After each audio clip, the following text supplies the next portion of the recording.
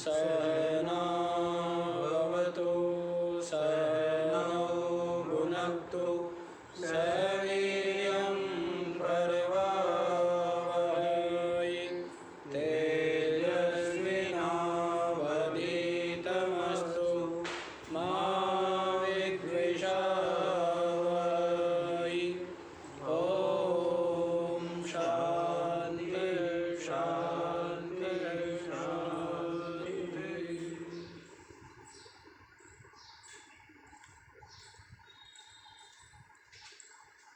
अच्छा जी, तो ये जो ब्रह्म है वो क्या हुआ?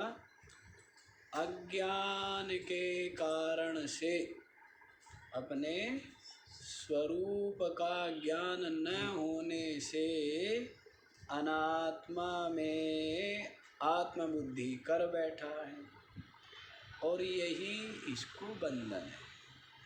यही क्या है? इसको बंधन, यही अनादि कालीन बंधन है और इसका जो नाश है वो केवल स्वरूप के ब्रह्म के आत्मा के ज्ञान से ही हो सकता है।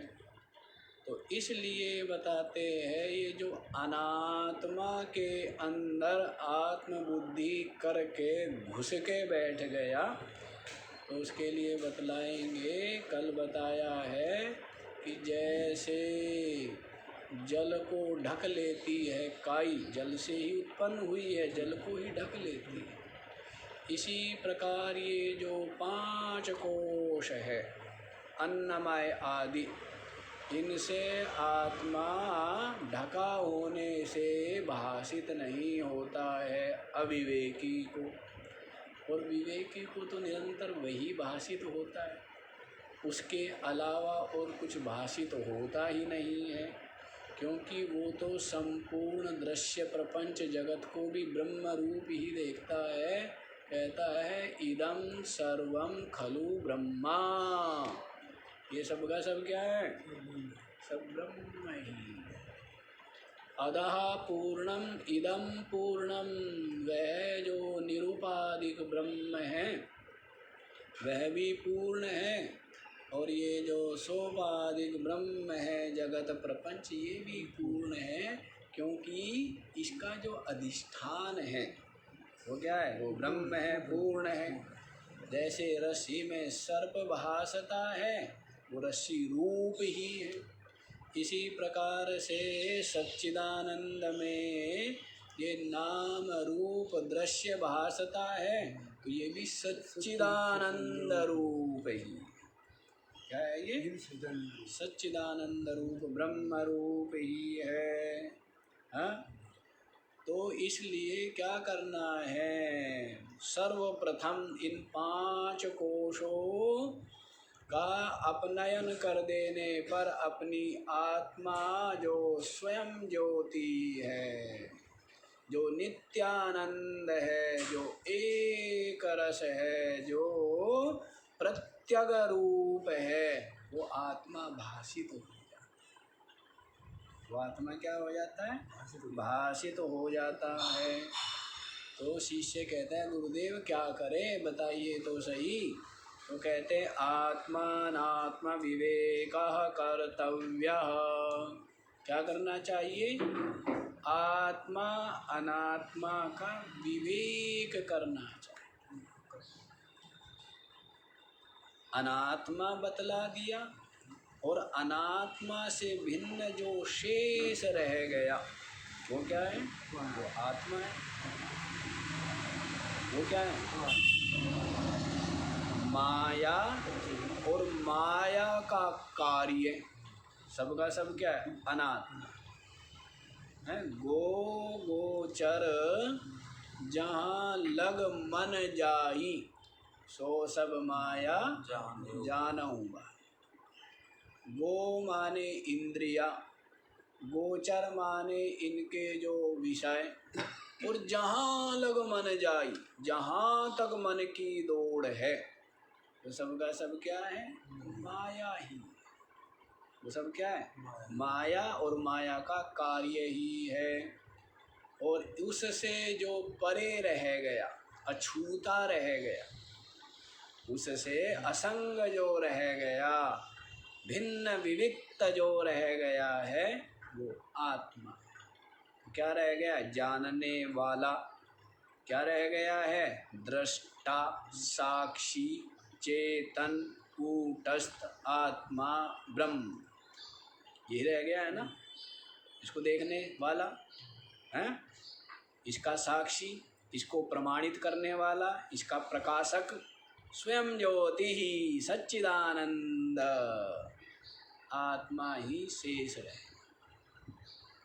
तो कहते अनात्मा और आत्मा का विवेक करना चाहिए, मतलब अलग अलग करना चाहिए।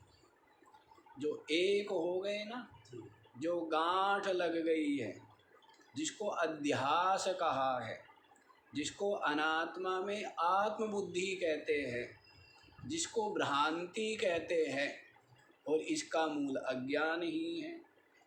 तो आपको अनात्मा और आत्मा स्पष्ट रूप से बतला दी है। तो अब क्या करो? उनको अलग अलग करने में क्या लगेगा? जब अनात्मा जान लिया ये अनात्मा है, जान लिया ये आत्मा है, तो अब उनको अलग अलग करने में समय लगेगा क्या? नहीं लगेगा। तो यदि विवेक नहीं होता है तो उसका कारण यही है कि अनात्मा को और आत्मा को सही से समझाने। सही से क्या है? समझाने। बंध मुक्त ये विदुषा, जो विवेकी व्यक्ति है, उसको बंधन से मुक्ति के लिए क्या करना चाहिए? आत्मा और अनात्मा का विवेक करना चाहिए। तो सब दिखता है, जैसे किसी को पता ना हो कि घड़ा क्या है और सुराही क्या है, ज्ञान नहीं है, तो वो सुराही को घड़ा समझ लेता है और घड़े को सुराही मान लेता है। लेकिन जब उसको बता दिया कि इस प्रकार की गर्दन, इस तरह का पेट, इस तरह का आकार वाला जो होता है वो घड़ा है, और बिल्कुल पतली गर्दन वाला और थोड़ा सा पेट जिसका बाहर को निकला हो है, और नीचे से जो रखने के लिए जिसकी बनी हुई हो तली, तो उसको क्या कहते हैं? सुराही कहते हैं। दिखा दिया स्पष्ट रूप से है, ये घड़ा है और ये सुराही। पहले अविवेक था, घड़े को सुराही मानता था, सुराही को घड़ा मानता था, लेकिन अब बिल्कुल दिखा दिया तो दिखता है कि ये घड़ा है और ये सुराही, स्पष्ट रूप से दिख जाता है ना। तो वैसे ही जो विचारवान है, विवेकी है, उसको स्पष्ट रूप से दिखता है। जैसे दिख रहा है ना, क्या दिख रहा है? कि ये पौधा है, ये कुर्सी है, ये पुस्तक है, ये माला है, ये तकिया है, सब क्या दिख रहे हैं? अलग अलग दिख रहे हैं ना। और इनको देखने वाला मैं अलग हूँ।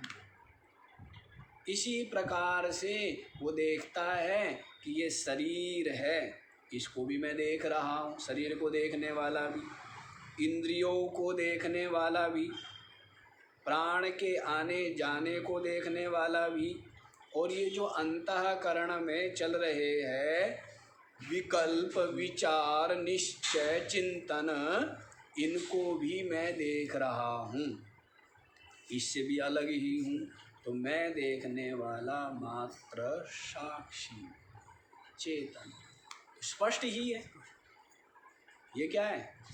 ये पूरी तरह स्पष्ट ही है कि ये अनात्मा और ये आत्मा, ये दृश्य, ये दृष्टा, ये जड़, ये चेतन है ना, ये दुख रूप, ये आनंद रूप, स्पष्ट ही है। नहीं स्पष्ट है?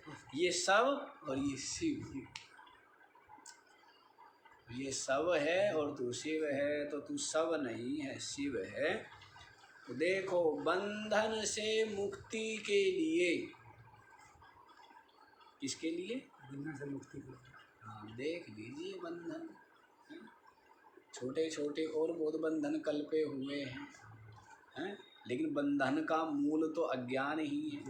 वैसे तो अनेकों बंधन हैं, गृहस्थ के बंधन हैं, शरीर के बंधन, भूख प्यास आदि का बंधन है, और भी कहता है जी मेरी कई सामाजिक बंधन है, ये बंधन है, अनेकों बंधन। ऐसा बंधनों में ऐसा बांध दिया है, घुटने पैर बेड़ी गला ऐसा जकड़ दिया है कि हिल भी नहीं सकता। क्या हिल भी नहीं पाता, और वहीं बंधा बंधा बेचारा क्या करता है, करहाता रहता है, चिल्लाता रहता है, और बिना बात के बंधन में बंधा हुआ है।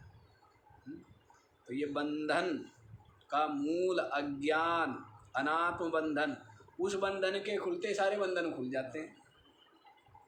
वो क्या है, उस बंधन के खुलते ही ये कहते बंधन, बंधन तो कहीं है ही नहीं। किस बात का बंधन, किसको बंधन, क्या बंधन, कहाँ बंधन, किस लिए बंधन, ये बंधन है तो दिखाओ बंधन। मुझ आत्मा जो निर्बंध है उसमें कहीं बंधन ही नहीं है, ये कर्तव्य आदि जो बनते होंगे शरीर के बनते होंगे, इंद्रियों के बनते हैं, तो उसमें हमें बोझा लगता है क्या। अब जो बोझा आपके सर पर न रखा हो करके आपके साथी के सर पे रखा हुआ है, तो उससे आपको क्लेश होता है क्या, हैं? उसका भार से आप अपने आप को भार वाला मानते हो क्या, नहीं मानते हो। तो वैसे शरीर के है, शरीर के अपने कर्तव्य है, ये कर्तव्य अकर्तव्य आदि ये सब किसके उपाधियों में, अंतःकरण में है, शरीर में है। आत्मा का कोई कर्तव्य नहीं है। क्यों, कर्म कर्तव्य और ये जगत, कर्म कर्तव्य का अधिष्ठान ये जगत, ये आत्मा के सामने ठहरते ही नहीं है। क्या हो जाते, ओझल हो जाते। क्या हो जाते हैं, जैसे सूर्य के सम्मुख अंधकार ठहरता ही नहीं है, ठहरता है क्या। तो वैसे ही आत्मा के सामने आपका ये जगत, ये कर्म, ये क्रिया, ये कर्तव्य, ये फल, ये लोक आदि ठहरते नहीं है, तो इसीलिए कुछ बनता ही नहीं है ना। तो बंधन, ऐसा बंधन है जिस अनात्म बंधन अज्ञान के कारण से, जिस बंधन के खुल जाने पर फिर कोई बंधन नहीं है, और जिस बंधन के बंधे रहने पर बंधन ही बंधन है। यदि ये अज्ञान का बंधन से बंधा है ना, तो फिर तो बंधन ही बंधन है, फिर बंधनों की कमी है, कोई कमी नहीं है। फिर तो 1000 बंधन कहे वो भी कम, लाख बंधन कहे वो भी कम, बंधन ही बंधन है। और ये बंधन जिसका खुल गया, बंधन नाम की चीज ही नहीं है। वो कहता है मैं तो निर्बंध सच्चिदानंद आत्मा मुक्त रूप। इसीलिए कह दिया है विदुषा, विद्वान को, विवेकी को बंधन से मुक्ति के लिए क्या करना चाहिए, आत्मा और अनात्मा का विवेक करना चाहिए। समझ आया, अनात्मा और आत्मा इतना भी नहीं कर सकते, स्पष्ट बता दिया कि ये दृश्य कभी दृष्टा नहीं हो सकता, जड़ कभी चेतन नहीं हो सकता, है ना। और जो असत है वो कभी सत नहीं हो सकता, जो अनात्मा है वो आत्मा नहीं हो सकता है, जो शव है वो शिव नहीं हो सकता। स्पष्ट ही तो है, ये दृश्य है मैं इसको देखने वाला हूँ, वैसे ये शरीर दृश्य है इसको देख रहा हूँ, इंद्रिया दृश्य, प्राण अंतःकरण दृश्य है मैं दृष्टा हूँ। मैं साक्षी हूँ, हैं, सबका प्रकाशक हूँ, चेतन हूँ, चिन्मात्र हूँ, स्वयं ज्योति हूँ। और ऐसा ठीक ठीक समझ करके ऐसे निश्चय से युक्त रहता है, और थोड़े से काल ऐसे निश्चय से युक्त रहे तो ये अनुभूति हो जाए। कुछ काल यदि ये निश्चय रहे कि मैं साक्षी हूँ और ये इस दृश्य प्रपंच, फिर क्या हो जाती है? अनुभूति हो जाती है, अपने आत्मा का अपरोक्ष अनुभव हो जाता है। समझ आया? ये प्रक्रिया। तो इसलिए वैराग्य, इसलिए अभ्यास, इसीलिए चिंतन और इसीलिए निश्चय और फिर आत्मानुभूति। ठीक है? तो वैराग्य होना चाहिए। किससे वैराग्य? अनात्मा से वैराग्य हो जाए, विषयों से वैराग्य हो जाए। वैराग्य कहने के लिए एक शब्द है, लेकिन वैराग्य एक बहुत बड़ा भवन है, एक बहुत बड़ा महल है, और जिस महल में असंख्य ईंटें लगी हुई हैं। क्या लगी हुई है? एक महल दिखता है। महल कितने? एक महल। कितने महल है? लेकिन उस महल में ईंटें कितनी लगी हैं? कितने पत्थर लगे हैं? वैसी वैराग्य एक भवन है, और इस भवन में शम, दम, संतोष, सरलता, निश्चलता है, निष्कपटता, करुणा, धैर्य, ये सब क्या है? ऐसी असंख्य ईंटें लगी हुई हैं। ये सब क्या है? इनसे जाकर के वैराग्य का भवन बन गया। विवेक, विचार, तो वैराग्य का भवन बन गया। फिर उसमें जाकर के निर्भय रहिए, वैराग्य भवन में विश्राम करो, तो अपनी आत्मा का अपरोक्ष होगा। तो पहले वैराग्य हुआ, उसके पश्चात क्या है? श्रवण करके उसका पुनः पुनः अभ्यास करना, पुनः पुनः चिंतन करना, ये अभ्यास हो गया। ठीक है? वैराग्य और अभ्यास, जिसको गीता जी में भी कहा है, योग सूत्र में भी कहा है, अभ्यास वैराग्याभ्याम तन्निरोधः। मन कैसे रोके जी? क्या उपाय बताया? दो ही उपाय है, ये दो में ही साधना आ गई सारी। अभ्यास वैराग्याभ्याम तन्निरोधः।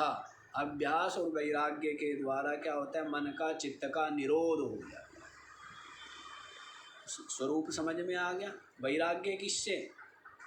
अनात्मा से, जड़ से, दुख रूप से, विषयों से क्या हो जाए? वैराग्य हो गया। और अभ्यास किसका?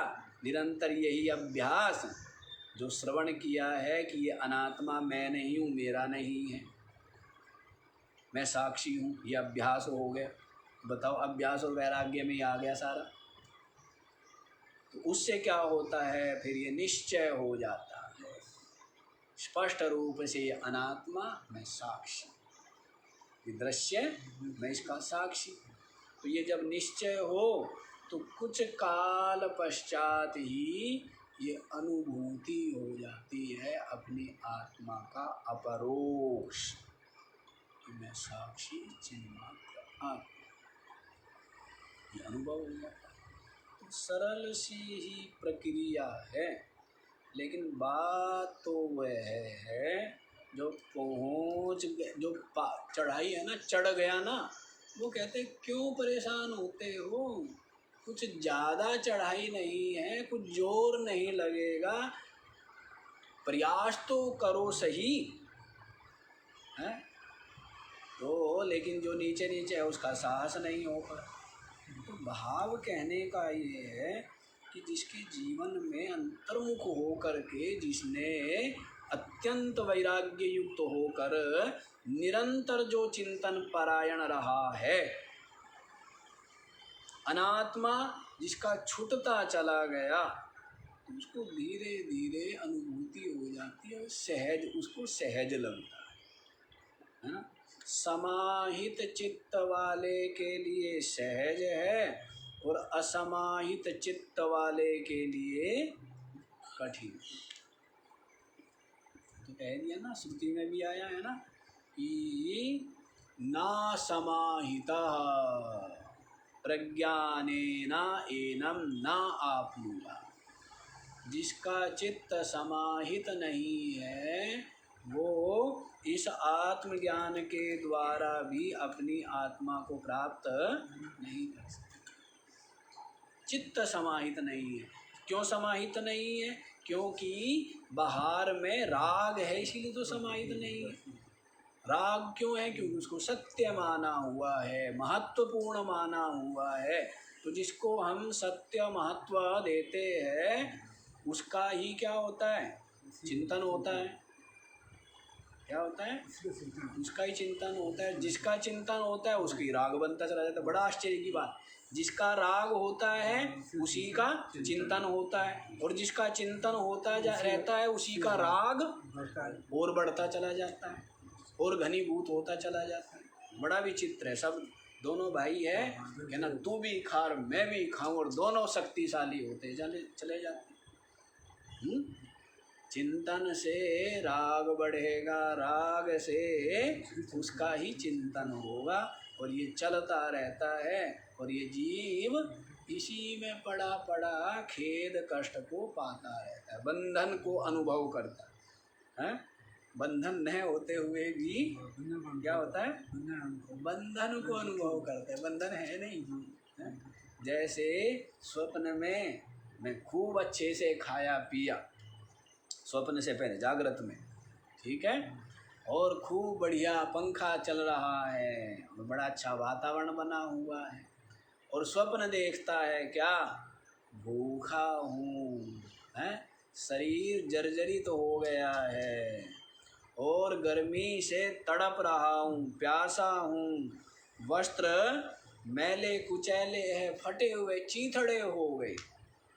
अब बताइए, अविवेक ही तो हुआ क्या? अपने वास्तविकता को भूल गया और क्या दिखने लग गया? है राजा महाराजा। राजा बाजा क्या होता है? क्या है? तो महाराजा। और अनुभव क्या करता है? कंगाल भिखारी। क्या होता है? वास्तविकता को न जानने से मात्र क्या बन गया? भिखारी बन गया, कंगाल बन गया। और फिर नींद टूटी, स्वप्न टूटा तो क्या देखता है? मैं तो आराम से गद्दे के ऊपर बढ़िया साफ सुथरी चादर बिछी हुई और उस पर लेटा हुआ, पंखा चल रहा है, न मक्खी है, न मच्छर है, न गर्मी है, न सर्दी, कोई क्लेश, कोई दुख नहीं। फिर ये देख लेता है ये वास्तविकता है ना। तो वैसे ही है कि राग और विषयों का ही चिंतन के कारण से जो निर्बंध आत्मा है उसमें बंधन भासने लगता है। बंधन आया नहीं है? बंधन है नहीं, बंधन आ नहीं सकता। दरवाजे तक भी, दरवाजे तक ही नहीं आ सकता, अंदर तो क्या आएगा? आ सकता है क्या बंधन? है ही नहीं, सत्ता ही नहीं है। लेकिन यही अविवेक की, मोह की, अज्ञान की, माया की प्रबलता है कि निर्बंधन में बंधन भास रहा है, निर्बंध में बंधन भास। बड़ा आश्चर्य है। निरुपाधिक में उपाधि भास रही है, निर्विशेष में विशेषता भासती है। जो कि क्या है? निर्गुण है उसमें गुण भास रहे हैं, जो निराकार है उसमें आकार भास रहे हैं। ये क्या है? सब माया से, सच्चाई में कुछ भी नहीं। सब क्या है? सच्चिदानंद में असत, जड़, दुख रूपता और अनात्मता भास रही। ये बताइए, ये अज्ञान मोह की महिमा है और ये कहीं से आया नहीं है। ये सब का सब आपकी स्वीकृति और आपको प्रणाम करके आपके घर में बैठा हुआ। क्या है, आपकी स्वीकृति लेकर और आपको प्रणाम करके और आपने ही उसको क्या बनाया है, मित्र नहीं, अपना आत्मीय बना लिया कि तू मेरी आत्मा है। इस अहंकार को, इस अज्ञान को क्या बना लिया, हाँ, और भूल गया सच्चाई। बड़ी विचित्र कहानी है। देखो ये कहानी किसकी है कि महाराज राम की कहानी सुनाओ ना, आनंद आता है? राम की सुनाओ, श्याम की सुनाओ तो आनंद आता है। अब कहानी सुनाते हो हमारी है, उसके घर में झगड़ा हुआ है, क्या क्या हुआ भाई, सुनने में अच्छा लगता है। उसके घर में झगड़ा हुआ है, अच्छा लगता है, और खुद के घर में झगड़ा हो कैसा लगता है, जी महाराज परमानंद आ जाता है, ऐसा है। हाँ, तो राम की कथा में तो आनंद आएगा ही है, बाकी और की कथा होगी तो आनंद आएगा ही, लेकिन कथा यहाँ किसकी है, आनंद नहीं आता। अपनी कथा में नहीं आनंद आता, क्या जी और की सुना दो हैं, और की कथा में ही आनंद आता है। तो अपनी कथा सुनो। और की कथा भी इसीलिए है कि वो सब कथा वास्तव में आपकी है। वो कथा किसकी है, कहते कथा परीक्षित की है। परीक्षित तो ये जीव ही है, वो कहना कथा तेरी है। ये कथा कहते राम की, अरे राम तो तेरे अंदर ही है हैं, और ये कथा भी तेरी ही है। और वैसे महापुरुषों को देख करके वैसे अपने जीवन में त्याग, वैसे अपने जीवन में प्रेम, वैसे अपने जीवन में सहिष्णुता, वैसे अपने जीवन में क्षमा और वैसी सरलता है। कितना सुंदर स्वभाव है राम जी, वैसा ही सुंदर, वैसा ही सुगंधित स्वभाव आपका होना चाहिए। कितना सुंदर स्वभाव। पर कहेंगे राम जी ऐसे थे, राम जी वैसे, अरे तू कैसा है, राम जी जो थे उससे क्या होता है। वो इसीलिए आदर्श, इसीलिए इतिहास, इसीलिए ग्रंथ, इसीलिए महाकाव्य पुराण लिखे गए कि कुछ सीख ले हैं। केवल उनको पोथियों को घर में रख के आरती उतारने के लिए नहीं, कुछ सीख ले। उनके जीवन में कितना त्याग है और कितनी सरलता है कि सर्व जनमानस उनको भगवान मानते। भगवान तो मानेगा क्यों नहीं, कि इतना बड़े राजा का पुत्र और इतना सरल है, छोटे से छोटा, गरीब से गरीब व्यक्ति, कैसे है आप, ठीक है ना, कोई पीड़ा तो नहीं है। वो कहेगा तो भगवान ही है। राम जी अपने रहते रहते भगवान हो गया है? जो सरलता इतनी है, करुणा इतनी है, सहिष्णुता इतनी है, क्षमा भाव इतना है, भगवान भगवान नहीं कहेंगे तो उसको क्या कहेंगे है? तो रावण दुष्ट हो गया, राक्षस हो गया अवगुणों से, और राम जी सद्गुणों से क्या हो गए, भगवान है ना, सगुण साकार भगवान हो। तो ये तो सिर्फ गुणों की महिमा। अच्छा जी, तो इसलिए बंधन से मुक्ति के लिए आत्मानात्म का विवेक करना चाहिए। तेनेवा आनंदी भवति स्वं विज्ञाय सच्चिदानंदम, स्वं सच्चिदानंदम विज्ञाय, अपने आप को सतचित आनंद रूप जान करके क्या होता है, आनंदी भवति तेनेव, इसके द्वारा, इस ज्ञान के द्वारा ही, आत्मानात्म रूप विवेक के द्वारा ही क्या होता है, आनंदी भवति। तो क्या हो जाता है, आनंद से परिपूर्ण। क्या हो जाता है, आनंद से।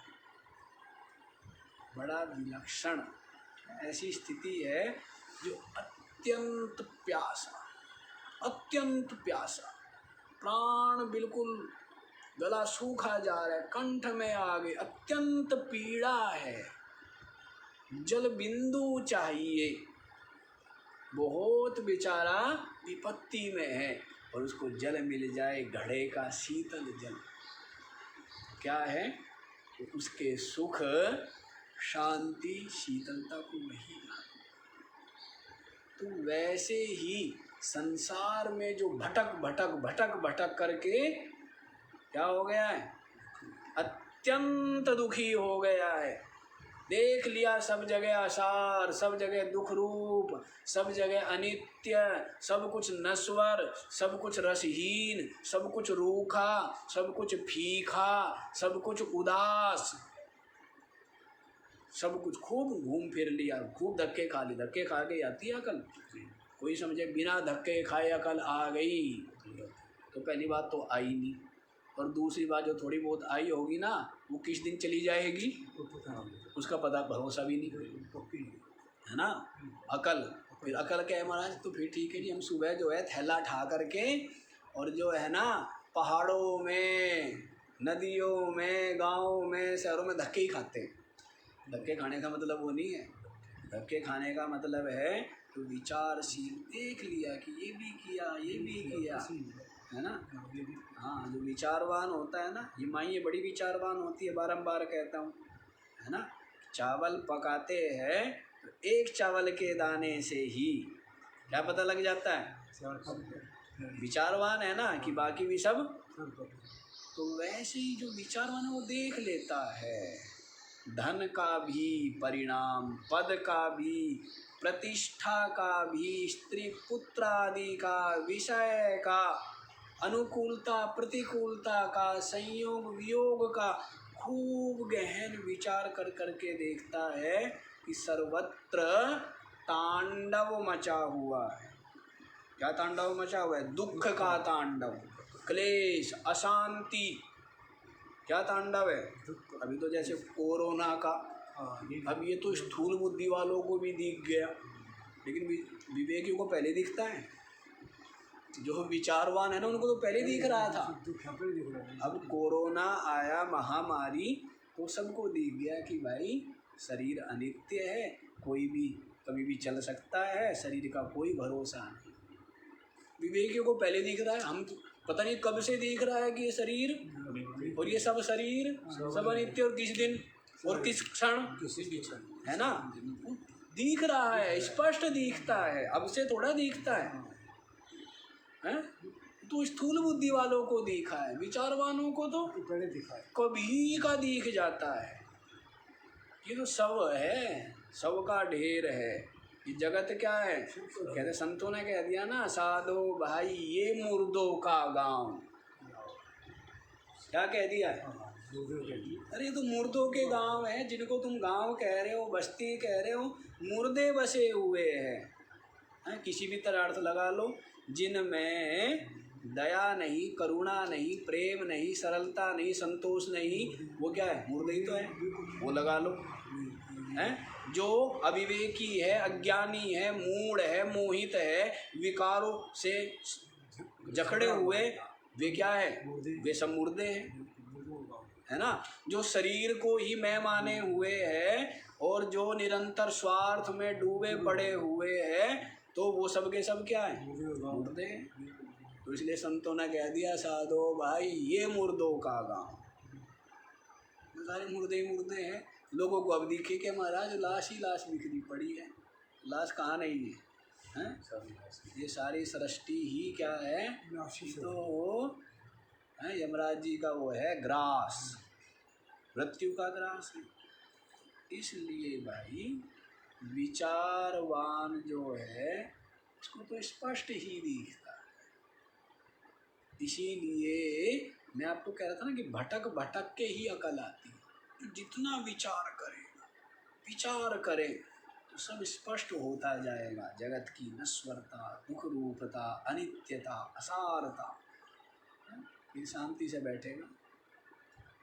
अब पहले तो क्या है? अत्यंत दुख का अनुभव करेगा, अत्यंत खेद का अनुभव करेगा, और फिर वही जैसे सिद्धार्थ ने अनुभव किया, सर्वम दुखम दुखम, तभी उसने सुख, आनंद, शांति की खोज में निकला है और उसने पाया है। तो जो निकलेगा वही तो पाएगा, और जो पहले इसकी आसक्ति किए रहेगा वो कभी भी नहीं पाएगा। कोई भी हो, चाहे कोई भी हो, जो आसक्ति किए रहेगा, चाहे वो राम हो, चाहे कृष्ण हो, चाहे विष्णु, आसक्ति जो भी किया हुआ है दृश्य की, तो वो शांति को पा सकता है, परमात्मा को पा सकता है। कोई भी नहीं पा सकता, है ना। इसलिए भटक भटक के अकल आती है भाई। जो अत्यंत, इसलिए बारंबार मैंने कहा ना, जो अत्यंत दुखी है वही अत्यंत सुखी होता है। अत्यंत दुखी अर्थात अत्यंत वैराग्यवान। देख लिया कि दुखी दुख है यहाँ, तो अंदर वो पीड़ा का अनुभव करता है। अंतर में निराशा उदासी का अनुभव करता है, देखता है कुछ भी सार। तो वही फिर सत्य को, अविनाशी को खोजने के लिए निकलता है, प्राप्त कर लेता है, पा लेता है। इसीलिए कहते तेनैव आनंदी भवति। फिर क्या हो जाता है वो? स्वं सच्चिदानंदम विज्ञाय तेनैव आनंदी भवति। अपने आप को सच्चिदानंद जान करके इस आत्मा अनात्म विवेक विज्ञान के द्वारा ही वह आनंदी भवति, आनंद रूप हो जाता है, आनंदित हो जाता है। अब उसको कोई दुखी कर सकता है क्या? नहीं कर सकता। जिसके पास विवेक विज्ञान से जो संयुक्त है उसे कोई दुखी कर सकता है क्या? और जो मूढ़ता से युक्त है उसे कोई सुखी कर सकता है क्या? है? उसको एक दो वो कहेगा एक ही क्यों दिया, दो क्यों नहीं देता, दो दे दो, कह दो चार क्यों, लड्डू क्यों नहीं दिए मेरे को, हैं? तो क्या कमी आ रही है? तो उसको कोई सुखी नहीं कर सकता मूढ़ व्यक्ति।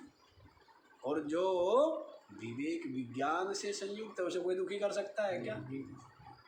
वो देखता है सब मेरी आत्मा ही है, वो देखता है ये जगत दृश्य है ही नहीं, वो देखता है शरीर सहित ये सारा अनात्म प्रपंच मिथ्या है। उसको कोई दुखी कर सकता है? कोई नहीं। पूरा जोर लगा करके सृष्टि का कण कण यदि उसके विरोधी हो जाए तो भी उसको दुखी नहीं कर सकते। और मूढ़ व्यक्ति को भगवान भी पूरा जोर लगा ले, हैं, और सारा संसार उसको दे दे, कोई सुखी नहीं कर सकता। मूढ़ व्यक्ति कर सकता है क्या? महाराज ये मूढ़ता कहाँ से जाए, कैसे जाएगी? ये तो केवल सत्संग से जाएगी। ये मूढ़ता तो सदग्रंथ का अनुशीलन करे, ग्रंथ देखे, ऐसे अमृत भरे पड़े हैं। ये क्या है? अमृत कुंड है। सत्संग सदग्रंथ तो क्या है? अमृत के झरने। जो इनमें स्नान करेगा वो दुखी हो सकता है क्या? है? वो क्लेश पा सकता है क्या? वो भटक सकता है क्या? जो इनमें गोते लगाता है, अलग ही दिव्य। इसीलिए कह रहे हैं कि क्या होता है, अपने आप को सच्चिदानंद रूप जान करके आनंदी भवति। आनंद योगरतो वा भोगरतो वा संगरतो वा संगविहीना यस्य ब्रह्मणि रमते चित्तम नंदति नंदति नंदत्येव। क्या बताया? चाहे योग में रहे, चाहे भोग में रहे, चाहे संग में रहे, चाहे संग विहीन रहे, यस्य ब्रह्मणि रमते चित्तम, जिसका चित्त ब्रह्म में रमण कर रहा है, ठहरा, नंदति नंदति नंदत्येव। आंधी तूफान अनेकों आते चले जाते हैं, पहाड़ का क्या बिगड़ता है, हैं? तो वैसे ही ये तो सब क्या है, दुख सुख संयोग वियोग अनुकूलता प्रतिकूलता निंदा स्तुति मान अपमान आते चले जाते। होते होंगे किसी को, लगते होंगे किसी को, शरीर को लगते होंगे, हैं, मन बुद्धि को लगते होंगे, जो इनको मानता है उसको लगते हैं, जो इनको मानता है उसको लगते हैं। और जो कहता है मेरे तो कोई लग ही नहीं सकता, कुछ लग ही नहीं सकता, चिपक ही नहीं सकता, वो क्या है, वो मजबूत कर। इसलिए भाई ये बात है कि उसका कोई किसी से संग संश्लिष्ट चिपकता लिपायमान नहीं होता है, लिप्त बना, ये बात है। बाकी जिसको लगते होंगे तो वो तो आनंद में प्रतिष्ठित रहता है। और बाकी जो भी संसारी लोग आनंद सुख का अनुभव करते हैं ना, वो सब का सब क्या है, वो सब का सब दूसरे के आश्रित है, परतंत्र बनाने वाला है, गुलाम बनाने वाला है। और सुख वो कुछ नहीं, सुख का आभास मात्र, सुख मुख नहीं है कुछ भी, आभास मात्र। और उसमें ही ऐसा डूबा रहता है, कहते मेरे जैसा सुखी कोई नहीं है, मेरे पुत्र आज्ञाकारी, मेरी स्त्री जो है वो बड़ी ही सदाचारिणी है, और मेरे पास जो है इतना धन संपत्ति, मेरे सेवक सेविकाएं सबके सब इतने अनुकूल, मेरे जैसा कोई सुखी है क्या? वो कुछ भी नहीं, सुख का आभास मात्र है। और थोड़ा सा पुर जाए इधर से उधर है, रुमाल यहाँ से यहाँ रखा गया तो उस कहते मेरे जितना दुखी कोई नहीं है। फिर क्या होता है? जो एक दम्भ भर रहा था कि मेरे जितना सुखी कोई नहीं है, एक तिनका वहाँ से वो जो यहाँ पड़ा था ना, वो यहाँ चला गया। वो तिनका कहाँ चला गया? कहते हैं आँख फूट गई, मेरे जितना दुखी तो कोई भी नहीं है। सप्ताह हो गया, 7 दिन हो गए, परेशान हो गया हूँ, और वैद्य को भी कोई इलाज नहीं मिल रहा। अभी तो तू कहता है मेरे जितना सुखी कोई नहीं है, थोड़ी सी हवा चली तिनका आँख में पड़ गया, कहता है मेरे जितना दुखी कोई नहीं है। महात्मा था जी, ऐसे गुरु जी का शिष्य उद्धव जी का, लंबरदार था, काम का खूब बड़ा चौधरी था, कपड़े कहने से उतारे नहीं बस उसके, उसी पे संन्यास ले लिया, उसी पे घर छोड़ दिया, फिर उसी में फिर वह धक्के खाता फिरा, संन्यास भी लिया, फिर धक्के खाता फिरा, फिर कहता फिरा कोई साधु मत बनना, क्यों? ज्ञान के लिए तो हुआ नहीं, मन का गुलाम जो है ना, गुलाम क्या हुआ? मन का हुआ, अहंकार का हुआ, उसी को सुख माने और ज्ञान के लिए जावे नहीं तो उसी को सुख माने और उससे ही दुखों के कुएं में गिरे हैं। तो कोई सुख का आभास मात्र है, और जो वो है वो क्या है? सच्चिदानंद परमानंद अपनी आत्मा को अनुभव करता है। तो बताइए, किसी विषय वस्तु पद पदार्थ प्राणी के आश्रित उसका आनंद नहीं है। चलो जी आगे बढ़ जाओ, 155वां श्लोक पढ़िए। मुञ्जादिशिखामिव दृश्यवर्गा प्रत्यञ्चमात्मानमसङ्गमक्रियं विविच्य तत्र प्रविलाप्य सर्वं तदात्मना तिष्ठति यः समुक्तः। मुञ्जाद ईशिकाम इव दृश्यवर्गात् प्रत्यञ्चं आत्मानं असंगम अक्रियम विविच्य तत्र प्रविलाप्य सर्वं तदात्मना तिष्ठति यः सः मुक्तः। मुञ्जादिशिखाम इव, तो क्या कह रहे हैं? मूंज से, जिस प्रकार ईशिका माने शीख, जैसे मूंज से शीख को क्या करते हैं? अलग करते, विविच्य। विविच्य शब्द दिया है, हाँ विविच्य, कि मूंज से शीख को जो अलग करने वाले हैं, बड़ी सजगता सावधानी पूर्वक इसको क्या करते हैं? अलग।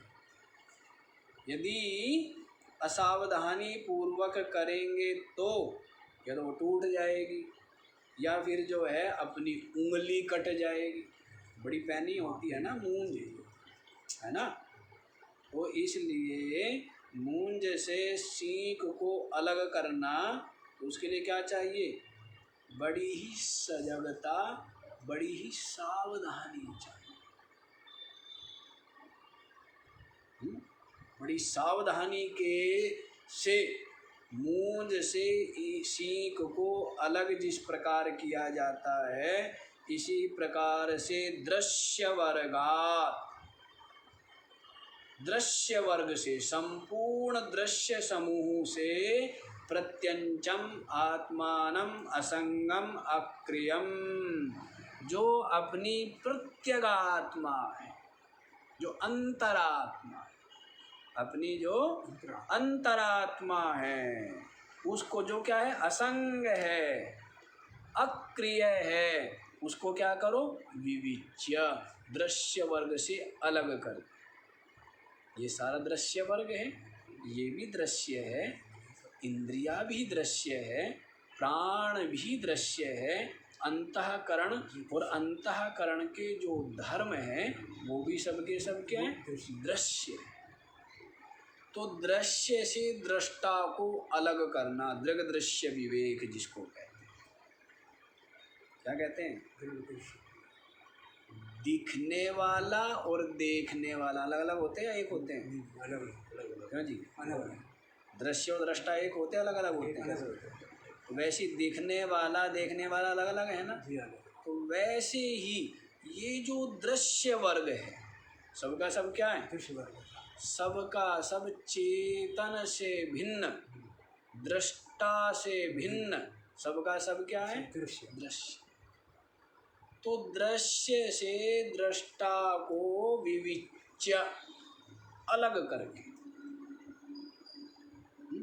दृग दृश्य क्या हो गए, एक हो गए, दृश्य दृष्टा एक, शरीर दृश्य, और इसमें ही आत्म भाव करने से क्या हो गया, मैं शरीर हूँ, मैं मोटा हूँ, पतला हूँ, बलशाली हूँ, है ना, निर्बल हूँ, रोगी हूँ, स्वस्थ हूँ, बूढ़ा हूँ, नहीं जवान हूँ। इन बूढ़ों से पूछो, क्षण में बूढ़े क्षण में जवान। बूढ़े बड़े विचित्र होते हैं, है ना, क्षण में तो ये हो जाते हैं बूढ़े और क्षण में हो जाते हैं हाँ जवान हो जाते हैं। कहते हैं कि जब हम बैठे रहते हैं तब तो लगता है कि हम जवान हैं, और कि जब खड़े हो जाते तब लगता है कि भाई शरीर अब जवान बूढ़ा हो गया, है ना।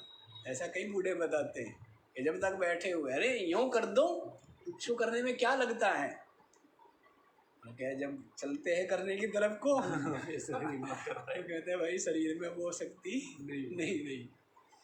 ये बूढ़ों का ऐसे काम है। अच्छा, तो कभी कहे बूढ़ा, कभी कहे जवान।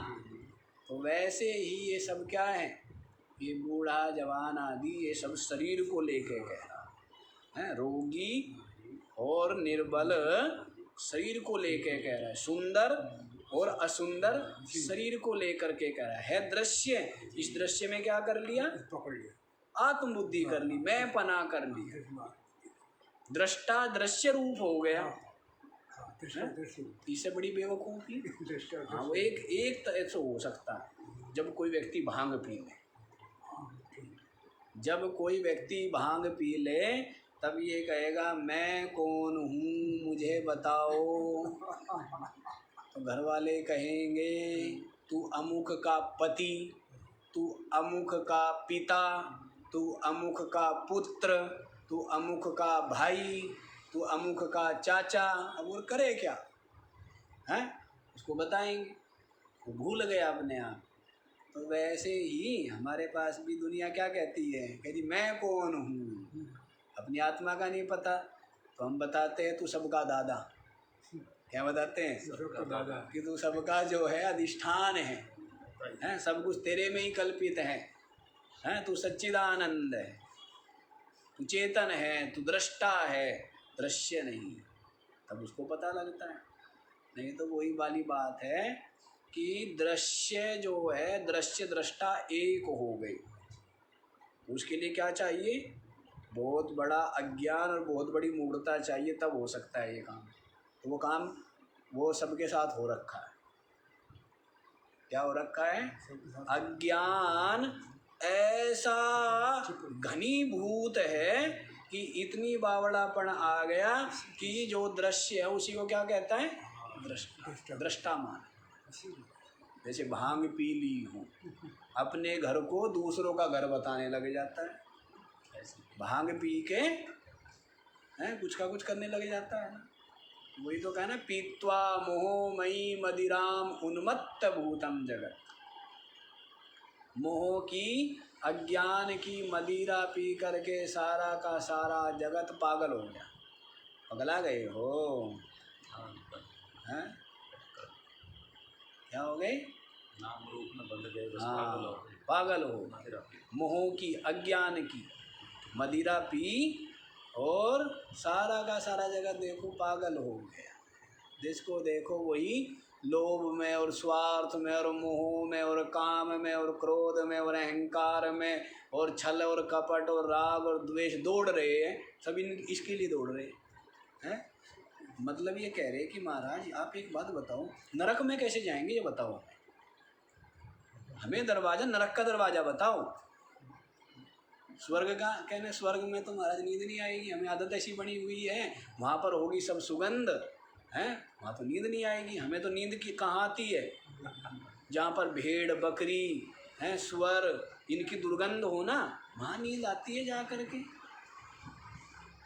अभी जितने भी स्वार्थी, लोभी, मोही, कामी, क्रोधी, छली, कपटी, राग, द्वेष, ईर्षा, ये सब के सब मोक्ष तो छोड़ो, स्वर्ग में भी नहीं जाना चाहते। मोक्ष तो छोड़ी दो, मोक्ष में तो कोई प्रश्न ही नहीं, पर वे कहते हैं ना जी स्वर्ग में नहीं जाएंगे, स्वर्ग में तो नींद नहीं आएगी, नरक में जाना हमें। स्पष्ट बोल रखा है ना गीता जी में, काम क्रोध लोभ त्रिविधम नरकस्येदम द्वारम नाशनमात्मनः कामः क्रोधः तथा लोभः तस्मादेतं त्रयं त्यजेत्। बोला हुआ है ना। ये क्या है, काम क्रोध लोभ नरक के द्वार, तात नरक के। तुलसीदास जी ने बताया ना, काम क्रोध लोभ तात नरक के, ऐसे करके आया। एक जन और का, कामी क्रोधी लोभी इनसे भक्ति ना होए, भक्ति करे कोई सूरमा जात वर्ण कुल खोए। अब धम नहीं जाता, उसकी तो व्याख्या फिर बड़ी हो जाएगी। तो इन 3 नरक के द्वार बता दिए। तो जो नरक में तो जाना चाहते हैं ना, जो जितने भी लोग हैं, स्वार्थ में, लोभ में हैं, मनमाना आचरण करना, हो गया नहीं स्वर्ग। मोक्ष, महाराज मोक्ष तो सुहाएगा नहीं, हमें नहीं सुहाएगा।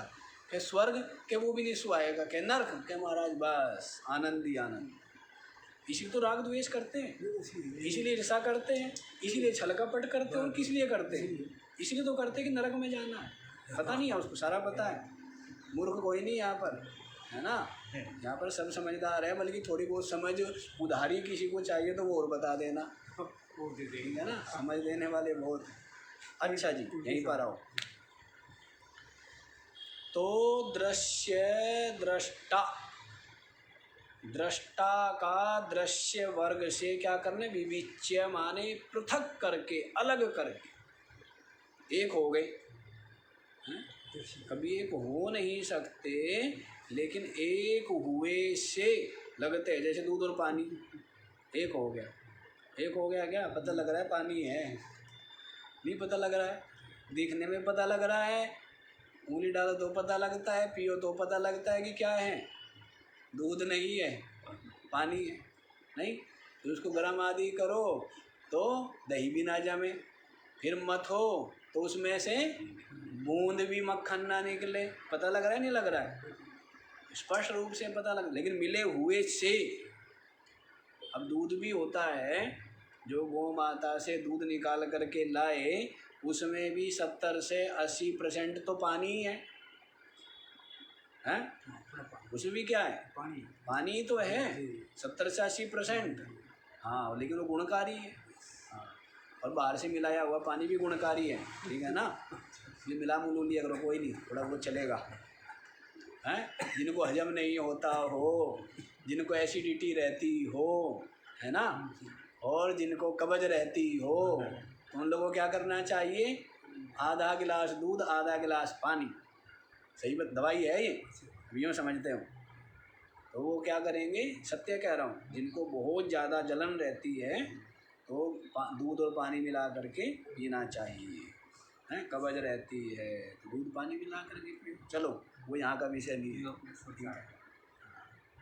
अच्छा जी, तो दृश्य वर्ग से जो अपनी आत्मा दृष्टा है, उसको जो असंग है, अक्रिय है, उसको विविच्य पृथक करके, अलग करके, तत्र सर्वं प्रविलाप्य, और क्या करें, फिर उसमें ही संपूर्ण दृश्य का विलय करके, उसमें ही क्या दृश्य का विलय।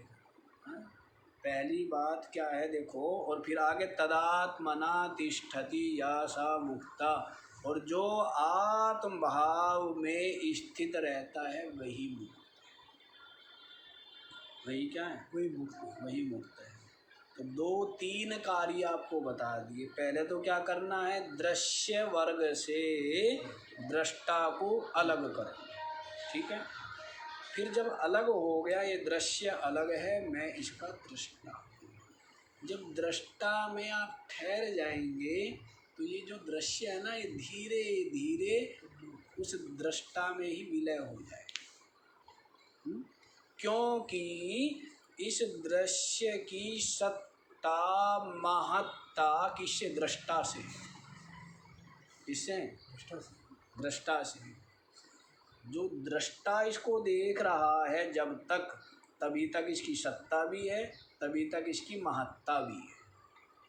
दृष्टा इसको ना देखे हैं तो जैसे बालक अनेकों प्रकार के अभिनय करते हैं, माता पिता ना देखें तो उसका किया धरा सारा अभिनय क्या है, सब बेकार समझता है ना वो तो उसका तो उद्देश्य क्या है, माता पिता को अभिनय करके दिखाना वो, और उनसे प्रशंसा पाना है, उनसे शाबाशी आशीर्वाद पाना ही उसका उद्देश्य है।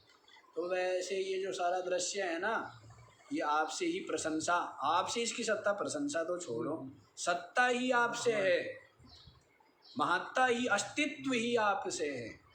जब आपने दृश्य से दृष्टा को अलग कर लिया, दृष्टा में आप ठहर गए, तो ये जो दृश्य है धीरे धीरे अपने आप ही दृष्टा में विलय हो गया। दूसरा कार्य क्या हो गया, तत्र सर्वं प्रविलाप्य, और उस दृष्टा में ही संपूर्ण दृश्य का विलय करके, तदात्मना तिष्ठति या सा मुक्तः, जो आत्म भाव से। अब वो जो दृष्टा है, वो दृष्टा ही क्या, मैं हूँ, दृष्टा मैं, वह दृष्टा साक्षी कूटस्थ आत्मा ब्रह्म मैं हूँ। ये क्या हुआ, तदात्मना, तद माने उसमें, आत्मना आत्म बुद्धि करना, वो आत्मा ही है, समझ आया। जो दृष्टा और दृश्य अलग अलग कर लिए, वह उस दृष्टा में ही दृश्य का क्या हो जाएगा, विलय हो जाएगा, और वो दृष्टा ही मैं हूँ, वो आत्मा मैं हूँ। तदात्मना, जो उस आत्म भाव से विराजमान रहता है, यह माने जो सा मुक्तः, वह मुक्त है। क्या है वो मुक्त? साधन आपको बता ही दिए हैं, वैराग्य और श्रवण और जो मनन अभ्यास और तत्व निश्चय और तत्व अनुभव, वो हमने बता दिया सरल करके। और यहाँ पर भी देखो कितना सरल बता दिया है कि दृश्य से दृष्टा को अलग कर लो, इतना सा काम कि ये सब दृश्य में साक्षी, साक्षी कहो दृष्टा कहो, ठीक है ना। तो ये दृश्य है, साक्ष्य है, मैं साक्षी, उसको अलग कर लो, बिल्कुल अलग कर लो, बिल्कुल अलग है। जैसे ये पुस्तक है, ये कभी भी मैं नहीं हूँ। ये दृश्य है और मैं इसको देखने वाला। वैसे पुस्तक के समान ही ये शरीर भी है, ये इंद्रिया भी है, ये प्राण भी है, ये अंतःकरण भी है। ये सब के सब दृश्य है और मैं दृष्टा, साक्षी, कूटस्थ आत्मा अलग। और फिर उस दृष्टा में ही सर्वम प्रविलाप्य संपूर्ण दृश्य का विलय करके जो आत्म भाव से विराजमान रहता है सब। कई लोग कहते कब होगा है? और कितना समय लगेगा है? और पता नहीं, और भी तरह तरह के जो दुराग्रह है वो लिए रहते हैं। भाई ये कर ले, हुआ ही हुआ है, निरंतर हुआ पड़ा है। दृश्य से दृष्टा को भिन्न कर ले, दृष्टा में ये सारा दृश्य विलय हो जाए और जो आत्म भाव से शेष रह गया वही अपनी आत्मा साक्षात अपरोक्ष रूप है। साक्षात क्या है? अपरोक्ष रूप है। तो इस तरह ये आपको प्रक्रिया बतला दी। तो अब देखो क्या बताया था, माया कार्य सब अनात्मा है, उससे भिन्न उसका प्रकाशक साक्षी आत्मा, ये बताया था। फिर बंधन का निरूपण कर दिया, फिर बंधन से मुक्ति कैसे होगी वो बतला दिया आपको। आत्मा अनात्मा का विवेक करो, ठीक है, दृश्य से दृष्टा को अलग करो, ये बतला दिया। अब ये जो 5 कोशों से आवृत आत्मा जल से काई के समान, जैसे जल से काई ढकी हुई है, जल दिखता नहीं है, इसी तरह आत्मा नहीं दिखता है। तो कल आपको ये 5 कोशों का स्वरूप भी बतलाएंगे एक एक का, और कैसे ये दृश्य है, अनात्मा है, विकारी है, जड़ है और मैं इससे अलग हूँ, ये मैं नहीं हूँ। तो ये 5 कोशों का जो विचार है वो कल से आरंभ हो। आज इतना ही। पूर्णमुदच्यते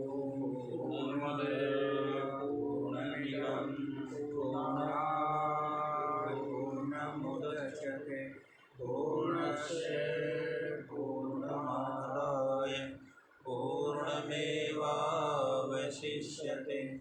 ओम